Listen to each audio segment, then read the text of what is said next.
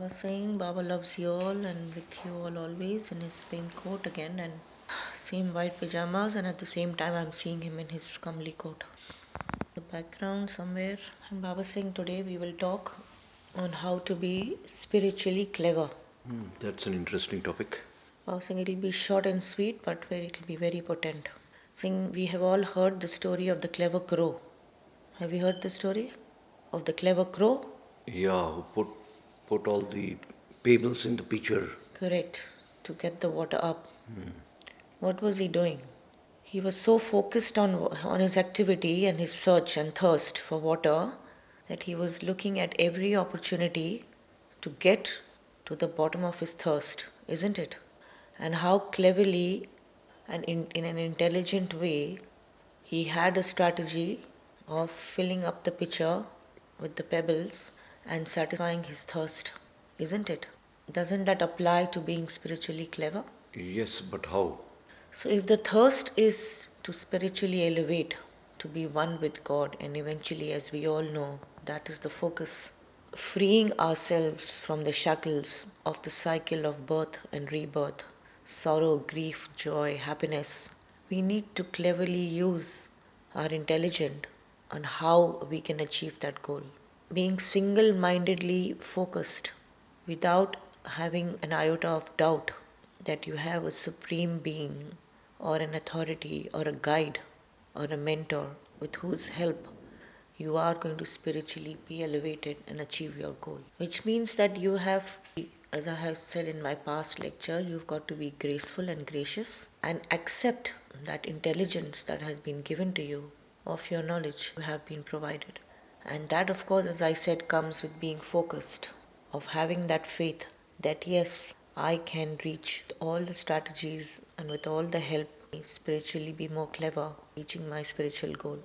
Being spiritually clever is also not about just at an individual level trying to achieve your spiritual path or enlightenment, but also helping others on your journey. So what do you do? There are so many ways. Like for if you're going on a trip, you have a plan A and a plan B. If this doesn't work, then you will do the next. You will move with your plan B, isn't it? Or for anything. So likewise, being on that spiritual elevation path is not about just sitting in meditation or locking yourself up and saying that okay, I'm going to be one with God and try to satisfy the thirst of my soul spiritual path. But it is also about strategizing and doing different things to be spiritually elevated.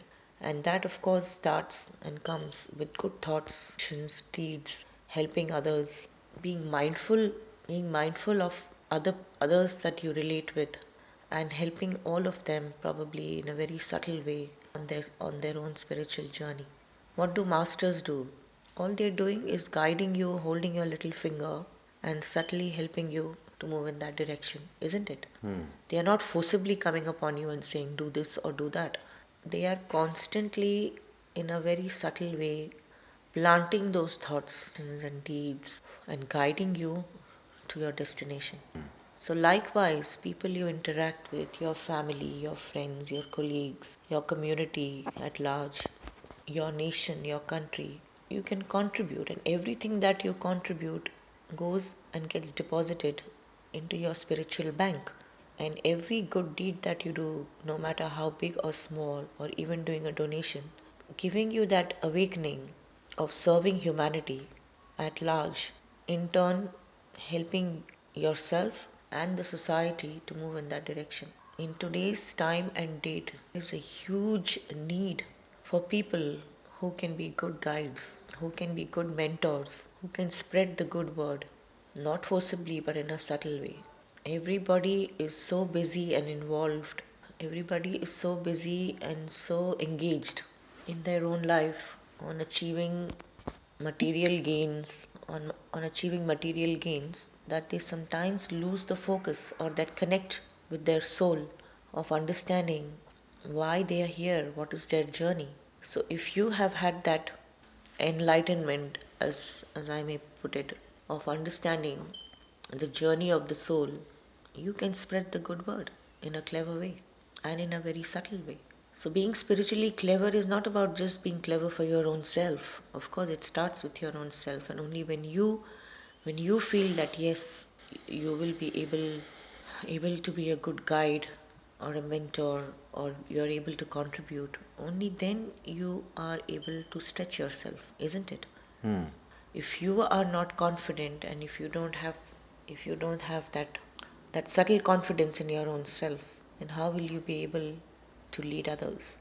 So by having that beautiful example in front of us, how the clever crow helped himself first, and when he did that, he has left a legacy or an example in a subtle way to say, as we all remember, that as they say, God helps those who help themselves, isn't it? Hmm. So, all that he was doing, he was so focused on quenching his thirst that he thought that slowly and steadily, even if he gets to one drop, he will feel satiated and satisfied, isn't it? Hmm. It did not matter whether the pitcher will be overflowing with water, but for him, even that little drop of water was good enough. So, on the spiritual path, it is the same analogy. Just that little window to be opened to see that bright light, satisfying your soul or getting connected, to the real realm, why why you are here and for what you are here, to move in that direction. Don't we always keep hearing about that phrase, just a glimpse, isn't it? Hmm. Just a glimpse is enough to satisfying your entire being, and to be in that state of readiness to cleverly help yourself and help others. And I'm going to constantly reiterate the fact that we all work for ourselves, and we all do what we want to do for ourselves, spiritually and materialistically.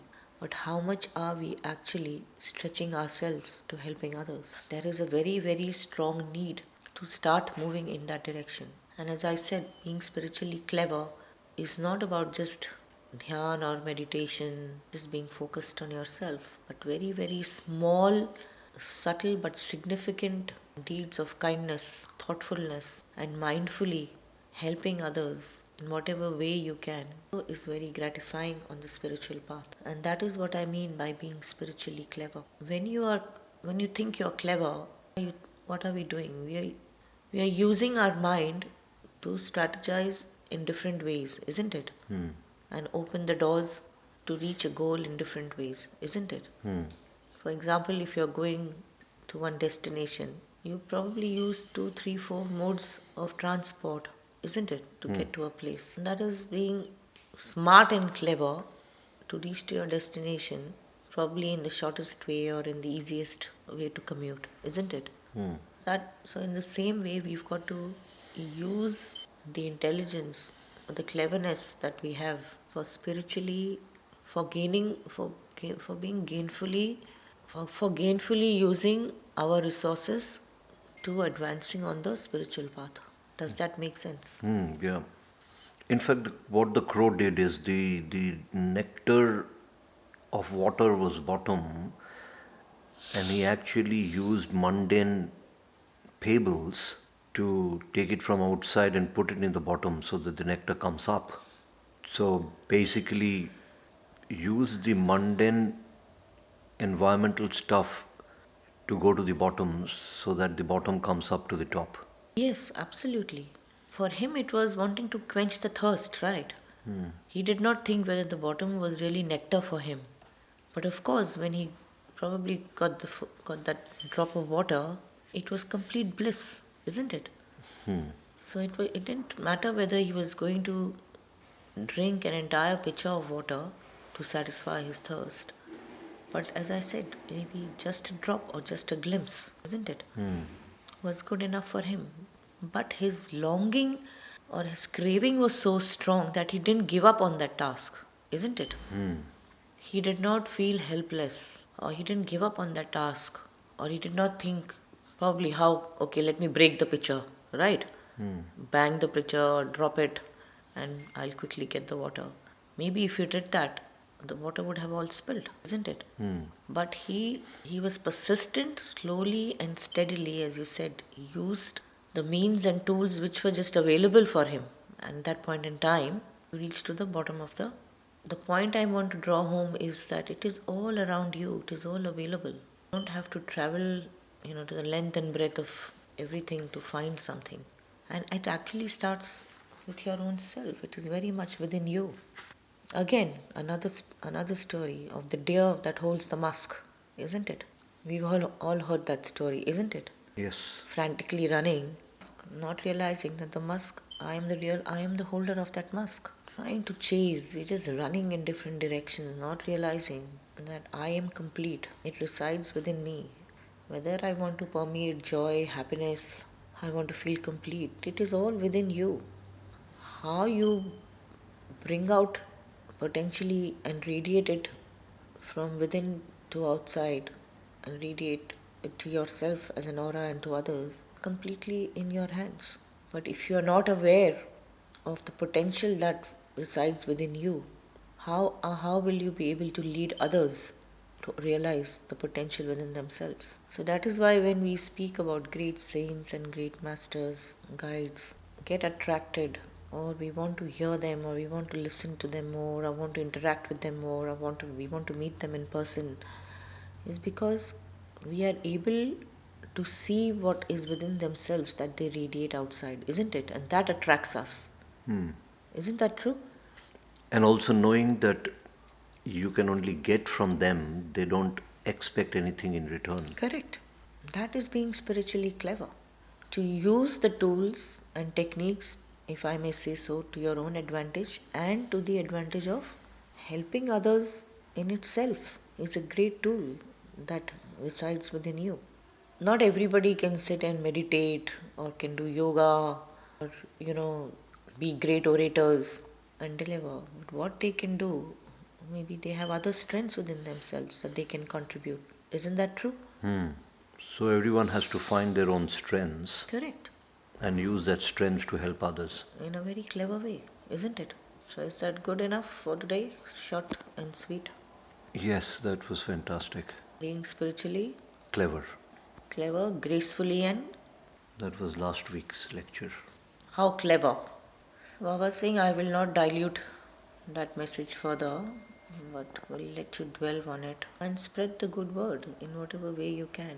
Good deeds, good thoughts, and good actions. Spirits will cleverly help you to energize your own self and bring out the best within you.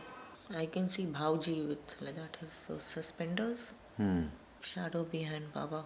Baba saying, do my prayers, Baba loves you all. And Baba saying, use me cleverly, use me as a tool and technique to stay charged, to stay energized.